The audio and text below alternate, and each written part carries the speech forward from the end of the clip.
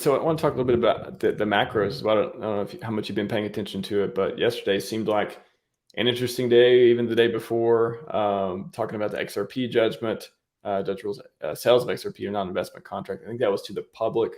Institutions may have been different or something, but to the public, that seemed like a big positive, big win for them. And for crypto, perhaps in a lot of ways, TBD, there may be more stuff coming in that direction, but it seemed like a sigh of relief for a moment at least.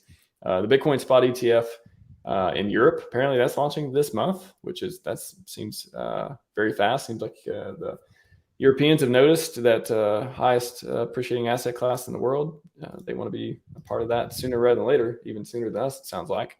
And then I guess the negative side of the LBRY, I haven't looked much into the LBRY for a while, but I know a few months ago or so, they were like, well, we lost, kind of closing up shop type of thing, it sounded like.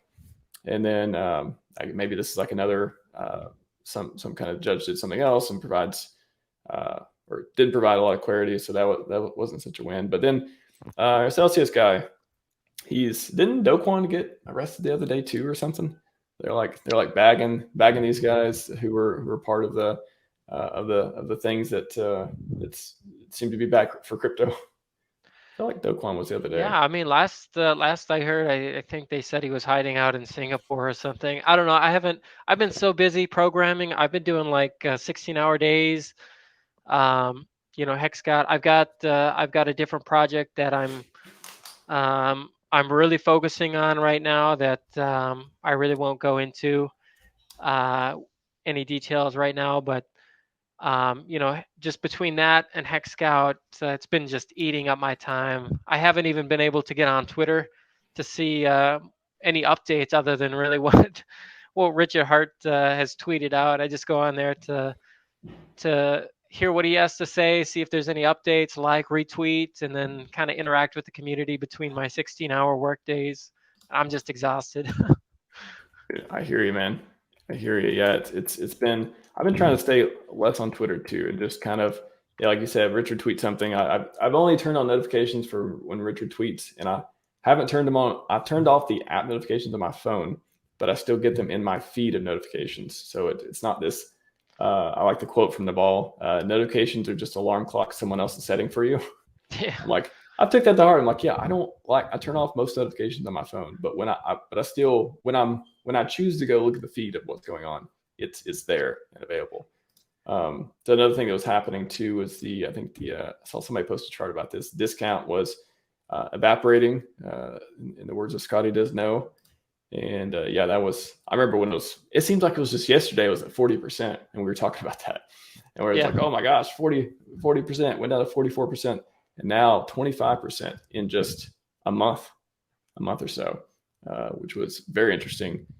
Bitcoin halving coming up. I think that's April or May 2024. It's closer than it feels, I think. CPI decreasing. That there's been there's different stuff on that. The Fed talking about that as well. Highest of Sex documentaries coming out. I'm not even going to be in town for it either. I'm going to be somewhere completely different where they're not even showing it. I know it's already booked where I am, so I'm just I just gotta wait for reviews or for it to come on streaming or for an empty theater. So I wonder how long people are going to wait, because I know they tweeted that not all the places were sold out. Some of them were booked on Friday versus Saturday. And I wonder if people are kind of waiting, okay, let's let the people get in, and then someone's just going to come off and just like buy up all the tickets and just so we can say we sold out every single city. I just have this inkling that's going to happen. I don't know. I don't tell anyone to do that, but I have this inkling that the statement, the bragging rights afterwards. I don't know. Richard is humble Richard now, but I feel like I could see him tweeting, sold out every city, highest stakes. They had to make new. They had to release it. They had to keep it going for the next weekend or something.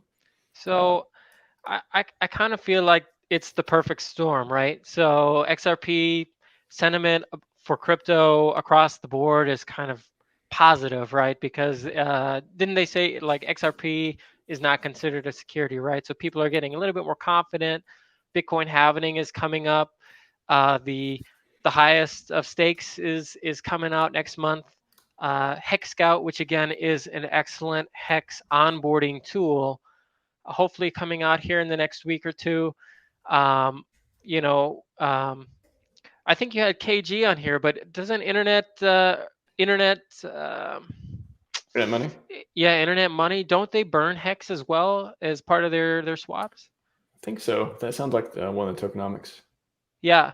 And so, I just feel like there's a lot of things related to like hex and pulse chain all kind of happening at once. And by the time the documentary is out, then we'll also have onboarding tool launched. People will be able to easily find out, oh, hey, I just saw this documentary. How do I get into it? It's definitely going to help if there's already some sort of an onboarding tool and tutorial, not just YouTube, because there's already plenty of YouTube tutorials. But I mean, just in general, I feel like a lot of things are kind of coalescing into kind of like this catalyst event. And who knows if that'll be like the catalyst, but I just feel like there's a ton of positive sentiment across the board for Pulse, Hex, and just crypto in general. So I'm really looking forward to this year.